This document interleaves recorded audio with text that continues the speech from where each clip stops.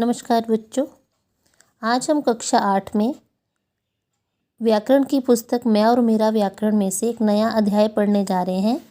अध्याय 13 नाम है वाच्य।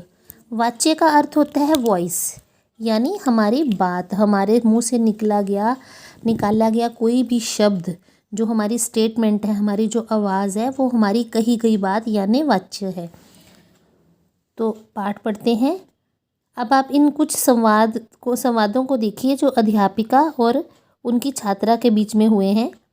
अध्यापिका कह रही है, बच्चों इस चित्र में साहिल क्या कर रहा है। देखिए, अध्यापिका बच्चों को चित्र दिखा रही है और पूछ रही है कि साहिल इस चित्र में क्या कर रहा है। सिद्धि, राशि और रोहन ने इस प्रश्न के निम्नलिखित उत्तर दिए। सिद्धि ने कहा, साहिल पुस्तक पढ़ता है। राशि, साहिल के द्वारा पुस्तक पढ़ी जा रही है। रोहन, साहिल से पुस्तक पढ़ी जाती है। अब आपने एक चीज़ में ध्यान दिया कि तीनों बच्चों ने बात एक ही कही है पुस्तक पढ़ने के लिए, कि साहिल ने पुस्तक पढ़ती है, पुस्तक पढ़ रहा है साहिल, लेकिन सबके कहने का तरीका अलग है। बात का भाव वही है, लेकिन कहने की शब्दों का प्रयोग करने की जो स्थिति है वो अलग अलग है। जैसे रिद्धि ने कहा कि साहिल पुस्तक पढ़ता है, राशि ने कहा साहिल के द्वारा पुस्तक पढ़ी जा रही है, और रोहन ने कहा साहिल से पुस्तक पढ़ी जाती है। तो बच्चों, ऊपर एक ही बात कही गई है पर वाक्यों की बनावट में अंतर है, यानी कहने के ढंग में अंतर है। ये अंतर क्यों है, इसका उत्तर वाच्य के अध्ययन करके प्राप्त होगा। इसी बात को जानने के लिए हमने ये वाला लेसन पढ़ना है और सीखना है। ऊपर लिखे गए वाक्यों को पढ़कर एक बात तो स्पष्ट है कि पहले वाक्य में क्रिया के व्यापार का मुख्य विषय कर्ता साहिल है, दूसरे वाक्य में क्रिया के व्यापार का मुख्य विषय कर्म है, तथा तीसरे वाक्य में क्रिया के व्यापार का मुख्य विषय भाव है। भाव यानी पढ़ने का भाव।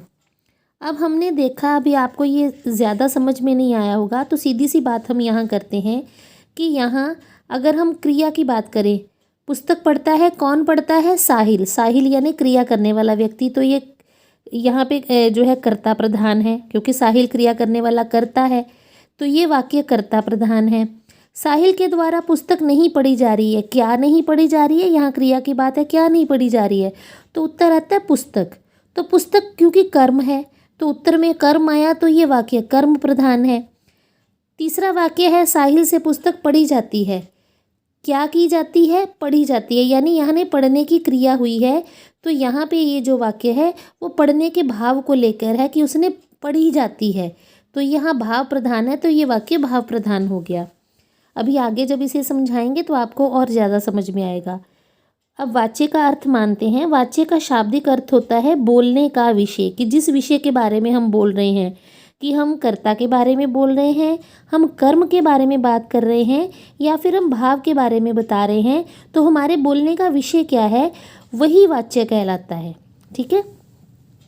क्रिया के जिस रूप से ये पता चले कि वह वाक्य में किसके अनुसार प्रयुक्त की गई है, कि क्रिया जो है वो कर्ता के अनुसार बदल रही है, या कर्म के अनुसार बदल रही है, या भाव के अनुसार प्रयोग की जा रही है, तो वो जो है हमारा जो बोलने का विषय बन जाता है, और क्रिया जो है उसी विषय के अनुसार बदलती है।